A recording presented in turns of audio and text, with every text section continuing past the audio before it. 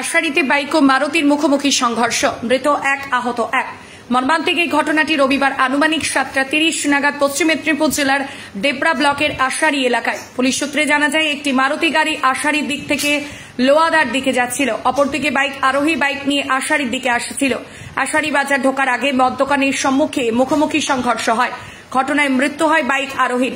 মৃত ওই বাইক আরোহীর নাম জিতেন সিং, বয়স আনুমানিক 24 বছর, বাড়ি দেবরার খাসবাজার এলাকায়। আহত যুবকের নাম সুমিত সিং, বয়স আনুমানিক 25 বছর, বাড়ি চন্দনপুর এলাকায়। ঘটনায় খবর পেয়ে ডেবরা থানার পুলিশ পৌঁছে মৃতদেহ উদ্ধার করে নিয়ে আসে।